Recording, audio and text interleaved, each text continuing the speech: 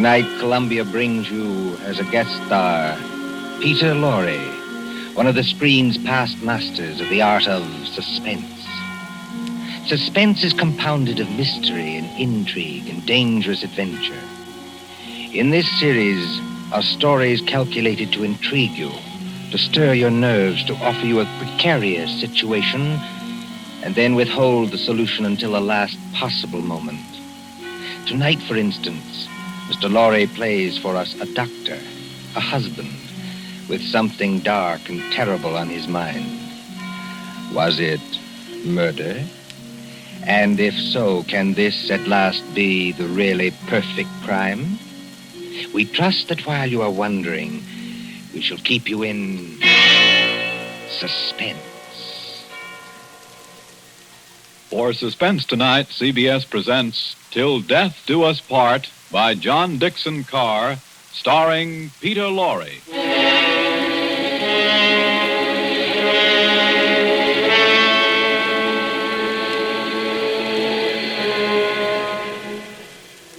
Late one night in December of 1941, a man and his wife sat beside the fire in their country cottage. This man, look at him. A professor of mathematics, stout and middle-aged, guileless as a child.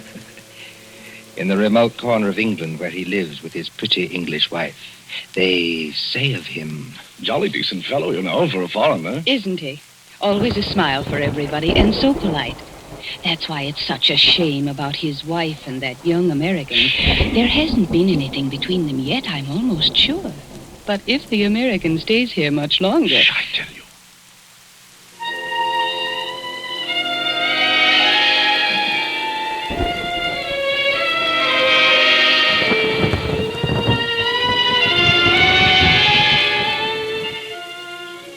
A happy man, this Professor Kraft. His cottage in the country is rather isolated. 3 miles from the nearest house. No electricity or central heating or telephone.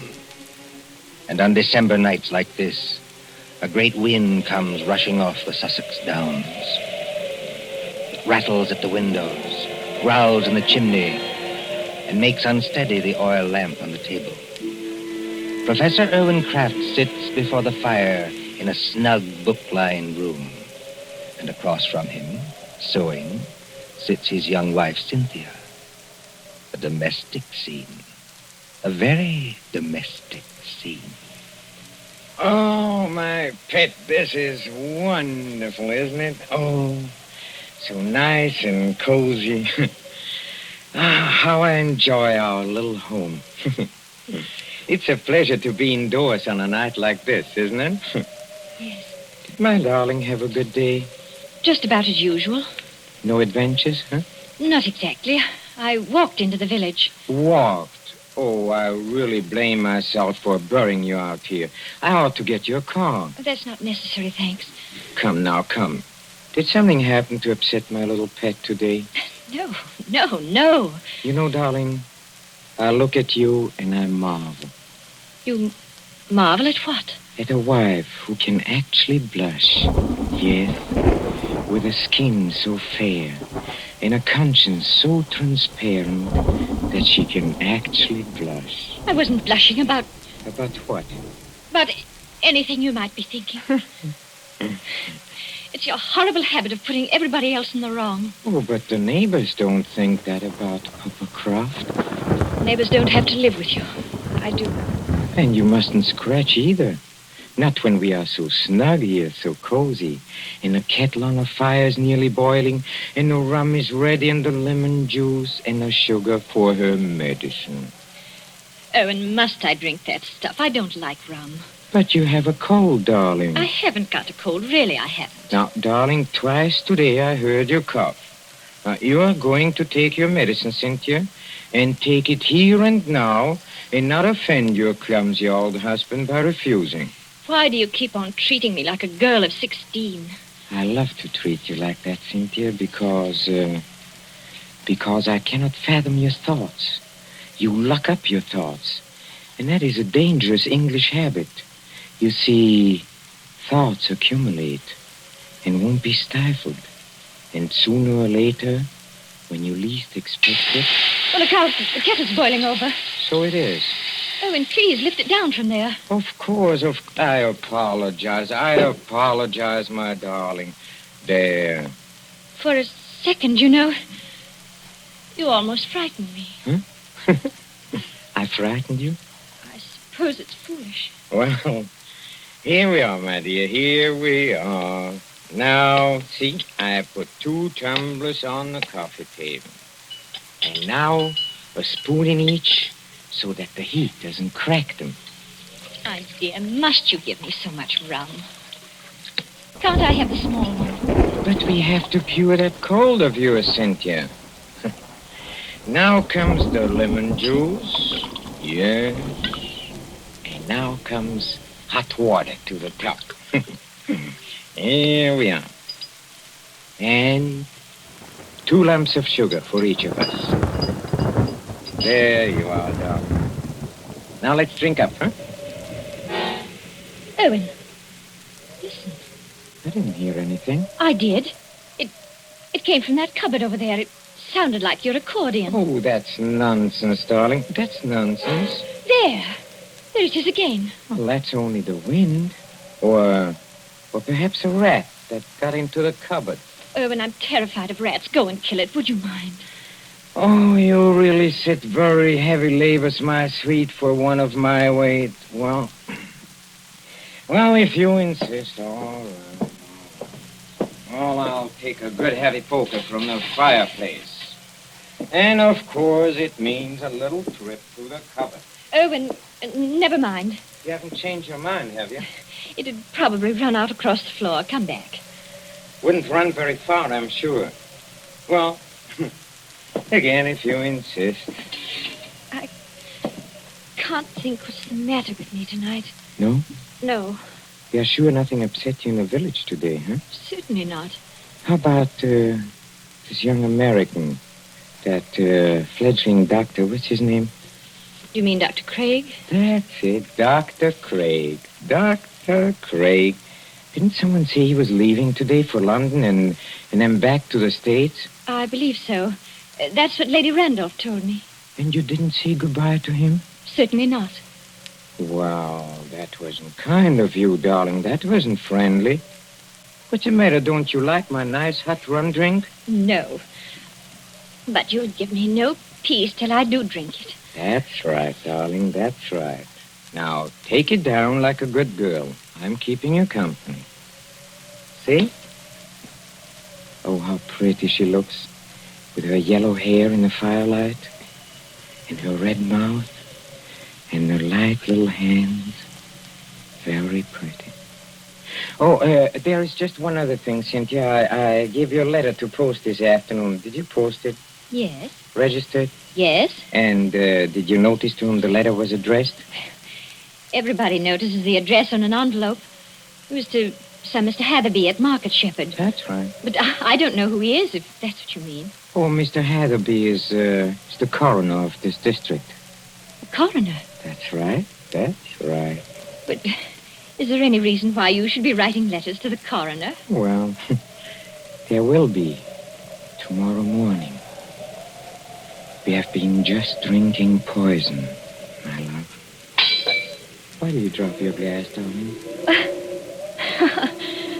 I don't believe you. No? This will interest you, Cynthia. You were a trained nurse, and weren't you, You see, the poison was aconite, monk's shoot. No. Yes, homegrown in our own little garden. You know, 1/16 of a grain has been a fatal dose. There's no telephone here. No car, not even a neighbor. Exactly, my angel. Take your hands off me.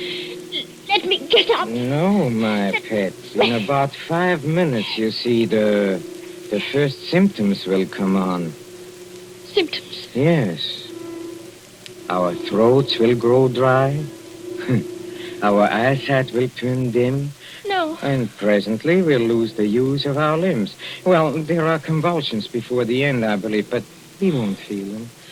Let me up. If If you try to hit at me, Angel, you'll upset that lamp. And, well, if you upset the lamp, this cottage would go up like tinder. We don't want to burn to death, do we? Owen, why are you doing this? Why are you doing it? Why? Do you think all Papa Kraft is blind, my pet? Huh? If I can't have you, Cynthia, nobody else is going to have you. You mean Jim Craig? So it is Jim Craig. Oh, that was nothing. My tongue slipped. A cynic would say, my dear, that your foot slipped. Do you think I don't know what happened the other night at the schoolhouse? The schoolhouse? Yes, the Market Shepherd Schoolhouse. At Lady Randolph's little concert in aid of the war relief. Nothing happened. I swear it didn't. No? No. Oh, then it was coincidence, I suppose, that you and that Dr. Craig didn't arrive until the concert was nearly over. Yes. Yes, it was. We didn't go there together. No? We met in the little hall outside the auditorium. It was just as you were finishing your number on the accordion.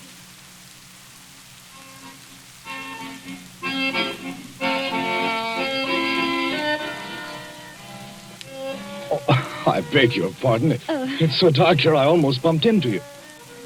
Isn't that Mrs. Kraft? Yes. Good evening, Dr. Craig. We seem to be late. Very late, I'm afraid. I was detained on a case. And I didn't feel like coming here at all. Oh, just a moment before I open that door for you. Won't it look a little funny, our arriving here together? Funny. Why should it? No reason at all, only... Cynthia, listen to me. Do you know, Dr. Craig, that's the first time you've ever called me by my first name. I did want to have a word with you, somehow. Of course, you've heard the news. What news? Well, on the radio for the past couple of days. We're too far out to get much news, and my husband isn't interested. He isn't interested. He isn't interested in anything but himself. I'd rather you didn't talk that way about my husband. Oh, I'm sorry. Would you push the door open a little? And in conclusion, Lady ladies Randolph and is gentlemen, saying something. I'm sure we've all enjoyed our friend Professor Kraft's musical numbers on the accordion. And the vicar's conjuring tricks. And little Miss Linshaw's spirited recitations. It only remains for me to tell you that the collection for this little entertainment will amount to this. Yes, Colonel Thompson, what is it? Colonel Thompson's going across the platform in rather a hurry. Looks like an announcement of some kind. Ladies and gentlemen, your attention. We have just received some late news by the 9 o'clock bulletin. I think I can guess what it is. Following yesterday's declaration against Japan, the Congress of the United States today declared war against Germany and Italy. No applause, please. I think I can say that these things go too deep for applause. We entered a war lightly, and we have learned. But before the vicar ends this meeting, I shall ask the orchestra to play us the song numbered 83 in the book, a song we know is dear to the hearts of all Americans.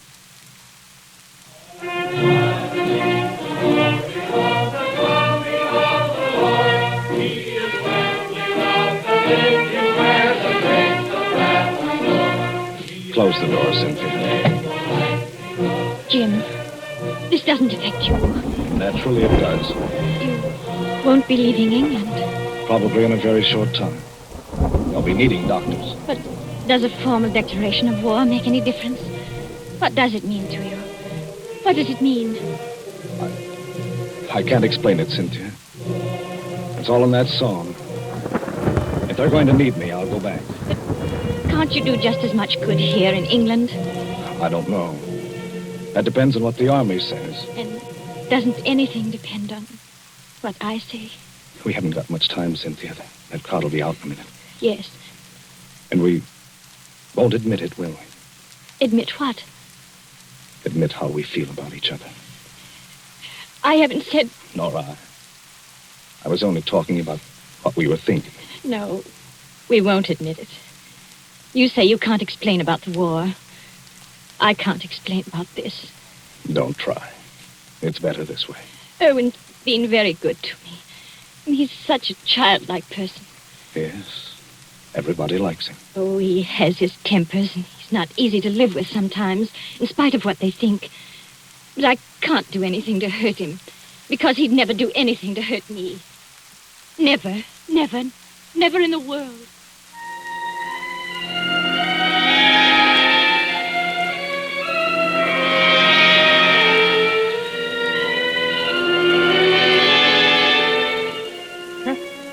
A very fair estimate of my character, too. That's exactly what I said about you. So you are in love with that fellow? I admit it now. Yes. Tell me, darling, do you feel anything yet? Feel anything? I mean, dryness? Muscular contraction of the throat? Yes. Oh, I thought so. I won't die. I won't. And how do you propose to stop yourself? Your only chance would be to reach the village infirmary. And I'll see to it that you don't get there. But what if the poison takes you before it takes me? Then you can't stop me. But it won't, darling. You seem terribly sure of that. You see, the amount I gave you, as you perhaps noticed, was more than I gave myself. I'm going to follow you, my little pet, into the dark, where there are no Dr. Jim Craigs, but not too quickly. I shall still have most of my faculties, Cynthia, when your convulsions are already beginning. Oh. I wonder if you will. Why do you say that? Your legs don't seem any too steady. I don't know. It must be the heat of the fire, perhaps, or it's very hot in this room. Cynthia, darling, listen to me. Yes, Irwin? There is a copy of Taylor's medical jurisprudence there, over on the shelf there. Please get it for me. I'm afraid you'll have to get it for yourself, my dear. That is, if you can. Oh, I'll get it. Mind the lamp, Irwin. We don't want the house afire, just as you said yourself. I'll mind the lamp. Listen to me. You know, some people's systems are intolerant to poisons. They experience in minutes what ought to take hours. Does it hurt, Irwin? Does it hurt? Yes. But you'll find out soon enough, my pet. Because you'll never make 3 miles to the village. Never. You think not? I know it. And just remember, I shall be waiting. Waiting? Out in the dark and cold, where there is neither marriage nor giving in marriage. I'll be waiting for my little pet to come and join me. I shall be waiting. Irwin! Irwin! Oh, I hate you. I loathe you. I'm afraid of you. But I don't want you to die because of me. And yet, you are dead, Irwin. But I'm not going to join you. I've never prayed much, Irwin, but I'm praying now. Whatever comes over my wits and makes my senses weak, give me strength enough to get to the village. Just give me strength enough to get to the village.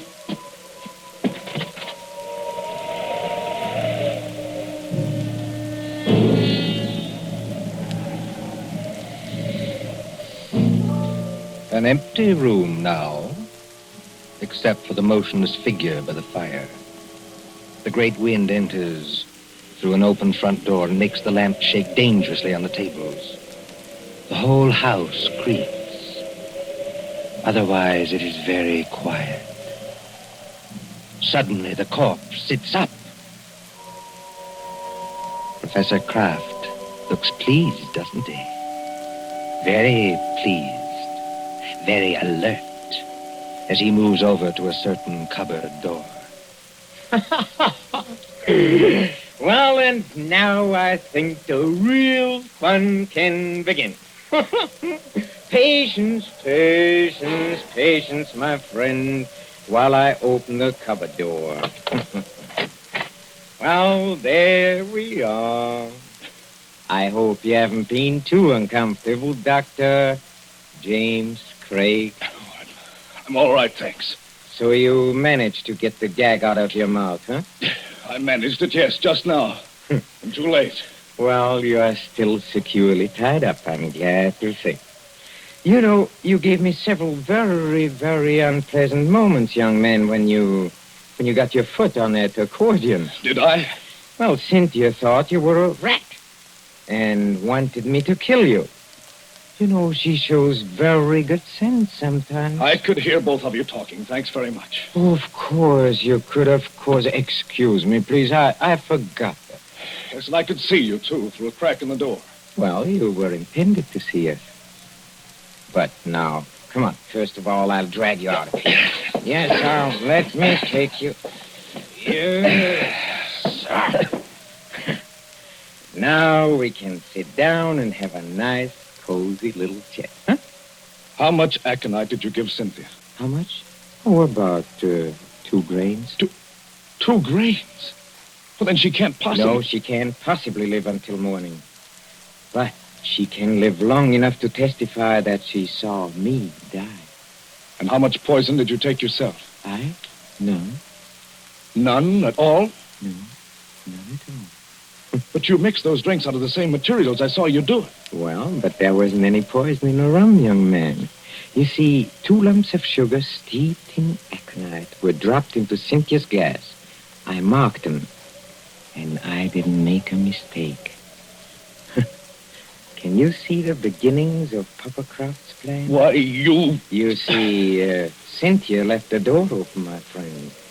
And there is a very strong wind blowing tonight. Well? Just observe how it lifts the table covers, flutters the magazines, makes the lamp tremble. I shouldn't be surprised, you know, if one of those lamps blew over. A fine crash in a sheet of flame, huh?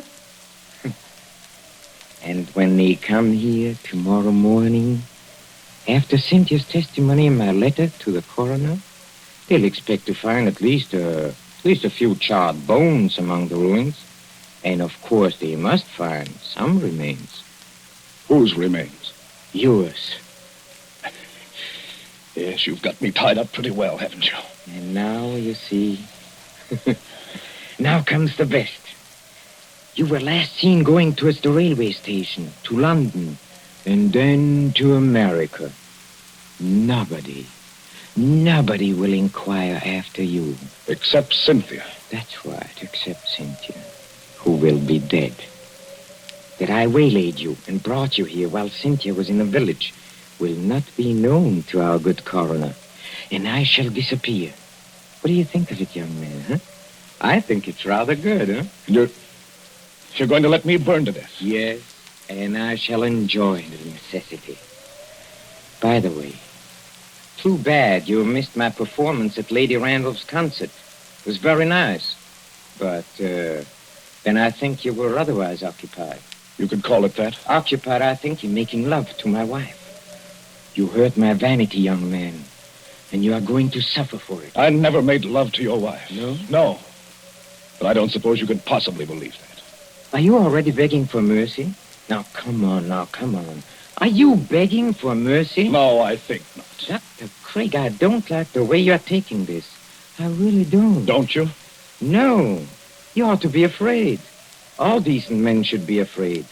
And no man is heroic when he sees death coming. But you are as white as a plate. Can't take your eyes off me. And seem to be expecting something. Maybe I am expecting something. Well, I think I can persuade you to tell me what's on your mind, my friend. If I use the poker out of the fire, huh? You see, I'm a mathematician. I leave nothing to chance. Do you hear that, Professor Kraft? A car has stopped out in front. They won't come in here. But of course they will. It's probably the Home Guard. Look, you fool, you've left the front door standing wide open in a blackout. Don't be childish. Do you think to upset me with that? Something's upset you. Take a look at yourself in a mirror. Huh? Nothing. Nothing can upset my plans now. Everything is ready. My clothes and my money are in the stable. This place, this pretty little cottage, will be a furnace. All I have to do is pick up that lamp. You see, like this, and something is wrong with me. No, you're not acting this time, are you? You're not pretending now. You swine! What have you done to me? I have done nothing. You have done something to me. I can feel it. There's sweat all over me. My throat's choking. This way, Lady Randall. Through the gate and up the path. That sounded like my wife's voice. It was Cynthia's voice. What is wrong with you? A person would think you were drunk. I'm sorry, Lady Randall. Stopping me in the road and asking to be taken to the infirmary at 80 miles an hour. And then finding there was nothing wrong with you. But it can be. It isn't possible. Oh, but it is. You see, your plans didn't include the fact that Cynthia doesn't like rum. Remember, you poured a very large drink for her and a small one for yourself. And you filled both glasses with hot water. Oh, remember when she got you to leave her and come over to this cupboard? Yes. She changed the glasses then. You're the one who swallowed the poison, 2 grains of aconite. No. Help me. Please. Help me. Nothing on earth can save you. Help me, please. In the name of Philip, please. Please help me. Nothing on earth can save you. Please. No. You won't. Then I'll show you. I'll take you with me. I'll take everybody with me. Where are you going? I'll get that lamp. I'll take you with me. Why, look at you. You can't even see. You're blind. You're staggering straight into that cupboard. I'll take you. I'll take you with me. I'll take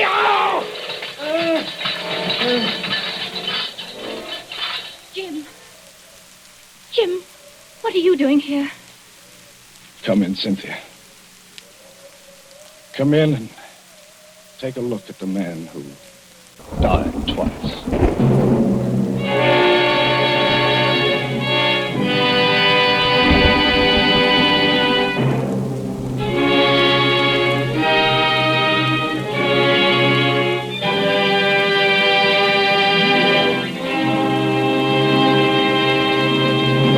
And so ends Till Death Do Us Part, starring Peter Lorre. Tonight's story of Suspense. Columbia presents these tales of mystery and intrigue and dangerous adventure for your relaxation and enjoyment. Next Tuesday, there'll be another in this series. Same hour, 9:30 Eastern Wartime. Mr. Lorre was starred as Professor Kraft. He was supported by Alice Frost as Cynthia, David Gothard as Dr. Craig, and Mercedes McCambridge as Lady Randolph. William Spear, the producer, John Dietz, the director, Bernard Herrmann, the composer-conductor, and John Dixon Carr, the author, are collaborators on Suspense. This is the Columbia Broadcasting System.